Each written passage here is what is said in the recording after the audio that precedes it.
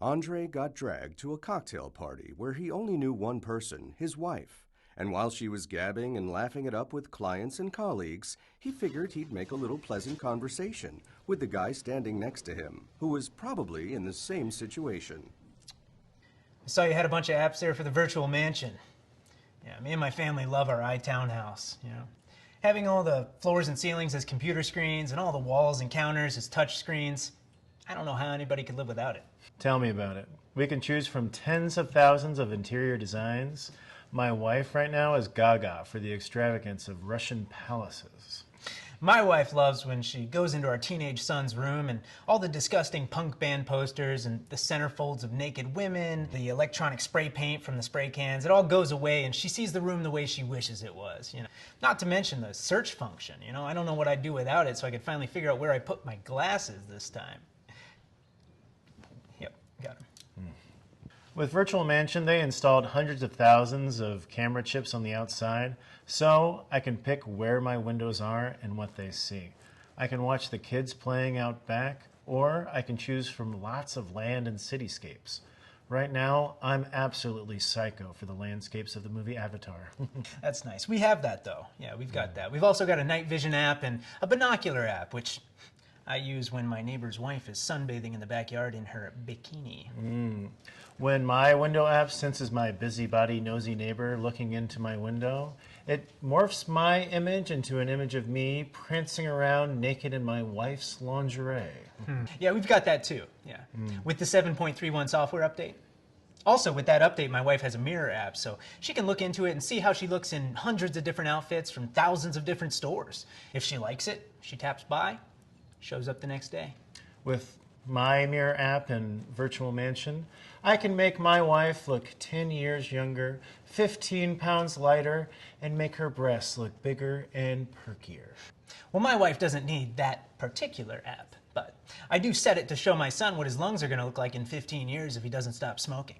But when it comes to apps for decorating the outside of the house, for Thanksgiving, Halloween, Christmas, or for opening day of any sports team, really, I think that the iTownhouse has the Virtual Mansion beat.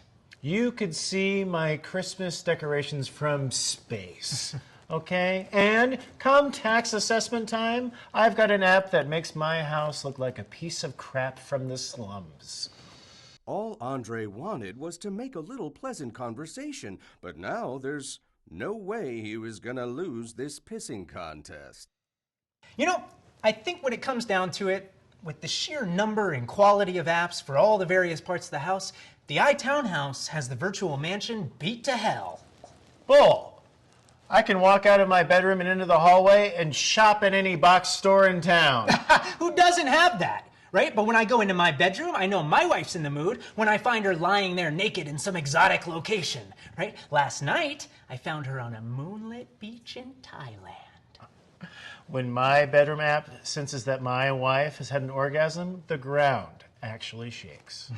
Well, with our dining room app, my family and I get to enjoy the live ambiance of different world-famous restaurants each and every night of the week, my friend. We have that too, and catering. So we can choose from the menus of all the world-famous restaurants, and a server will deliver it to us. And a busboy will clean up afterwards. Oh yeah? Well, we've got all kinds of apps for the bathroom that my wife loves. Her favorite, I think, is the shower app, because each and every morning she wakes up and gets to shower in the torrential downpour of a Costa Rican rainforest, surrounded by thousands of chirping birds and cackling monkeys. When I enter the shower, I'm greeted by 12 co-eds, complimenting my physique and the strength and power of my erection. Is that right? Yes. Well, I think I've got you beat on this one, my friend. Last year, I took my wife to a live Bears game in our entertainment room. And not only were we surrounded by actual sights and sounds from the stadium, as if we were right there in the stands, but it reproduced the actual temperature in the stadium, which was -16, by the way. And even though I had my winter coat on, I still got frostbite on my ass. Last weekend, I filled my entertainment room with water. And my wife and I went scuba diving off the coast of the Bahamas. We explored the coastal reef while exotic fish swam around us. Oh no. My virtual mansion just crashed. Oh, I'm gonna have to go up to 25 billion terabytes a month. You can get by with just 25 billion terabytes? Just then, he noticed that his wife and all her clients and colleagues were glaring at him. And now he sleeps in a lawn chair in the garage, the only room in the house that has no computer technology whatsoever.